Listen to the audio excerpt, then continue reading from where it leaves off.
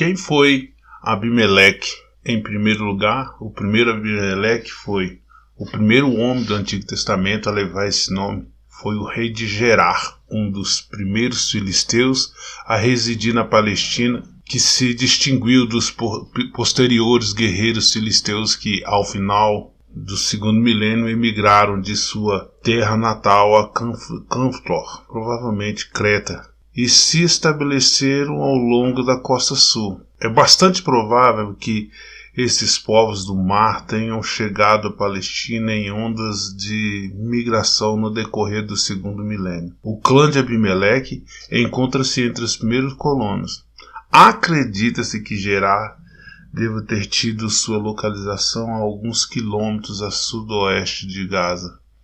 Abraão disse a Abimeleque uma meia-verdade, isto é, que Sara era sua irmã. Gênesis, capítulo de número 20, versículo 2, versículo 18. Abimeleque, cuja esposa era estéril, acreditou que Sara fosse solteira e tomou-o como sua esposa.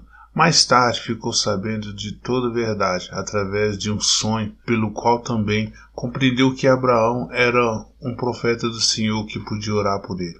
Depois de ter expressado uma pequena repreensão a Abraão, o bom filisteu Abimeleque não só devolveu Sara intocada, como também deu os presentes a Abraão de cabeças de gados, servos e prata.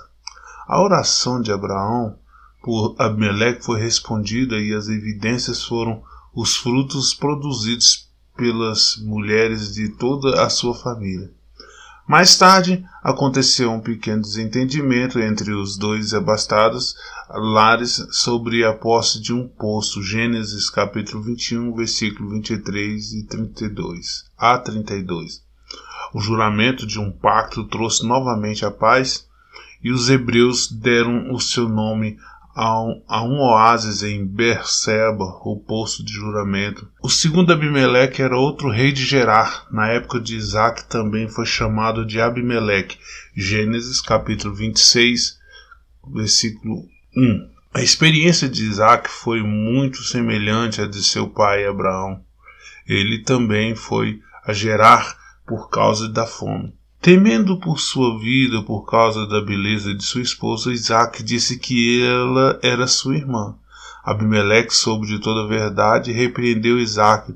O sucesso de Isaac na agricultura e na reabertura dos poços cavados por seu pai fez com que as pessoas ficassem invejosas, de forma que Abimeleque pediu a Isaac que partisse.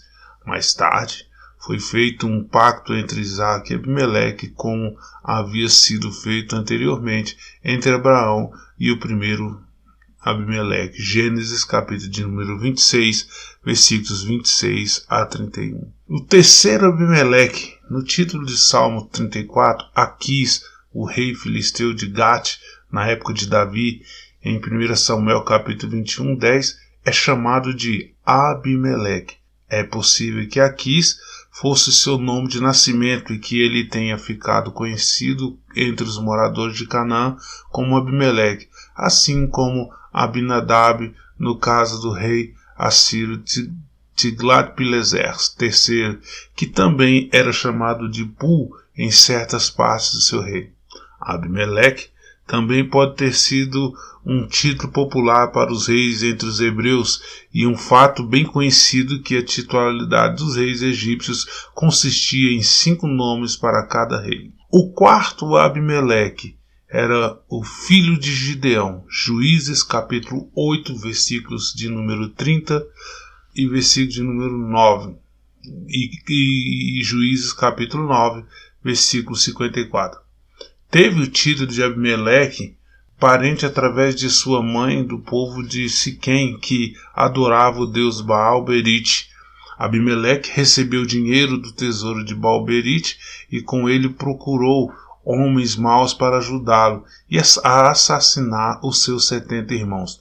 O povo de Siquém rapidamente proclamou o rei.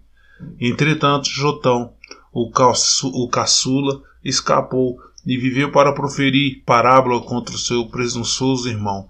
Nessa parábola, ele comparava Abimeleque a um arbusto espinhoso que governava todas as árvores, e profetizou que os homens de Siquém e Abimeleque iriam se destruir mutuamente.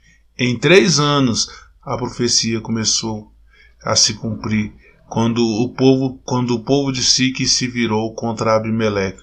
Outra complicação foi a introdução narrativa com o aparecimento de Gaal, filho de Ebed, que ganhou confiança da maioria dos homens de Siquém.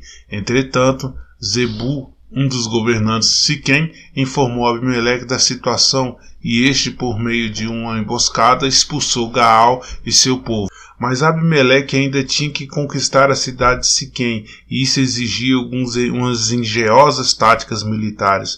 Juízes capítulo 9, versículo 43 a 45.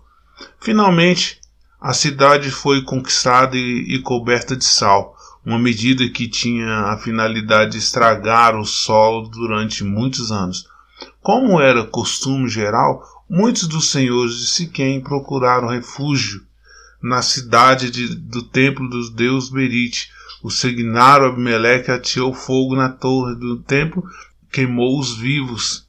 No processo de conquista de Tebes, uma cidade próxima, o novo povo também se refugiou em sua forte torre, mas o propósito de Abimeleque de queimada foi frustrada por uma mulher que jogou um pedaço de pedra de moinho sobre a sua cabeça, e assim lhe quebrou o crânio, dando fim à sua ímpia e criminosa carreira.